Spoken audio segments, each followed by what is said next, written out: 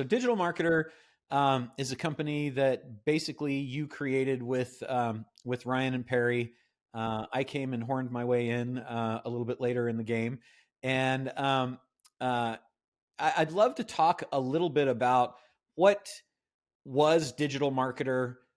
I know it kind of had, I don't want to say lost its way, but it was really having a hard time finding an offer that worked. And it was when digital marketing was kind of new when it first came around. I'm going to let you tell the story, but I want to talk a little bit about that evolution and what changes you've seen, and then how the AI is coming to have a role and turn the ship around a little bit. Hey, everybody, welcome to another episode of Business Lunch. And as you can see, Ryan has had face transplant surgery, if you're watching this, and changed his name to Richard Lindner. A more handsome version, if I might add. But anyway, Richard Lindner is joining me today. I am your host, Roland Frasier, and Richard is the business partner with us on several of our ventures, as well as the president of Digital Marketer and Scalable. And Richard, it's wonderful to have you here today. Man, I'm excited to be here. It's well, frankly, I can no longer be offended for the lack of an invite. So I lose a little bit of a one up on you. So I have a list that ChatGPT generated of ways to be offended. So I'll share that with you. And, yeah, that'd be great. Great. I call it the umbrage list. It's perfect. So it's really cool. I'm really excited actually to have you here, and wanted to chat with you a little bit. Ryan Dice and I were chatting offline about what's going on at Scalable and Digital Marketer. Mm-hmm. And he mentioned that you have gotten deep into the world of AI and are building things and doing all kinds of fun things. And I thought it might be fun for us to chat about it, just so everybody that's listening or watching can kind of see what are we actually doing with it. Because it's nice to talk about it, but then to see how it's actually being deployed and being used and what results you're having is another thing. Does that sound like something that'd be kind of fun to chat about? That sounds great. Okay. Obviously, it's kind of what I've spent my last 6 months really diving deep into in kind of a couple of different areas. So I know that let's start with Digital Marketer. So Digital Marketer is a company that basically you created with Ryan and Perry. Mm-hmm. I came and horned my way in a little bit later in the game. And I'd love to talk a little bit about what was Digital Marketer. Mm-hmm. I know it kind of had, I don't want to say lost its way, but it was really having a hard time finding an offer that worked. And it was when digital marketing was kind of new when it first came around.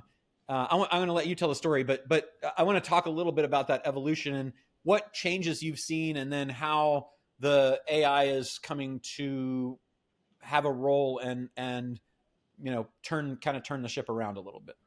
Yeah, I think you're pretty dead on. Maybe not lost its way, but maybe lost its purpose. Mm-hmm. When Digital Marketer was formed, the job or the role of Digital Marketer was simple, right? One, I guess maybe it was twofold. One, at the time that we created Digital Marketer, the goal was to professionalize what most people were referring to as internet marketing at the time, right? There was this kind of up and coming group of marketers that referred to themselves as internet marketers, which good job. We use the internet pretty much every day, so they've done it. They did a fantastic job. Mass adoption to the internet. But we really looked at that and said, what we're talking about here is leveraging the internet to market all types of goods and services. So we need to kind of up level this future career, right? So Digital Marketer was a professionalization of that industry as we saw it.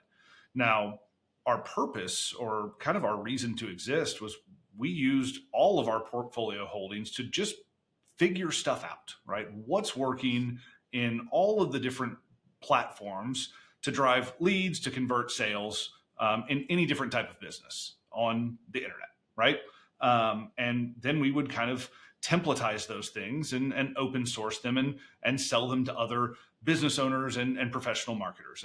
And that was digital marketers' kind of whole purpose for existing. And the reason that it worked is because when digital marketing was new, everything changed. Everything changed daily, weekly, monthly. There were new platforms that existed.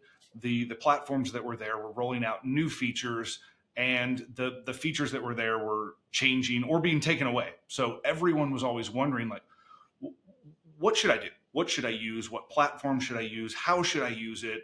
Or Facebook changed something. What do I do?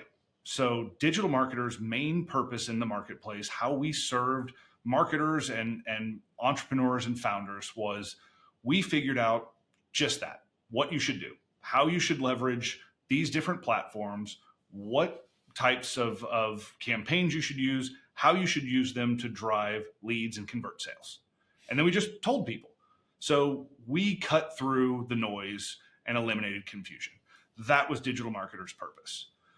We, over the years, kind of, whether it was intentional or unintentional, swam a little up market. We went more in the alternative education space, and we rolled out certifications. And certifications were huge for service-based businesses, mainly coaches, consultants, and agencies.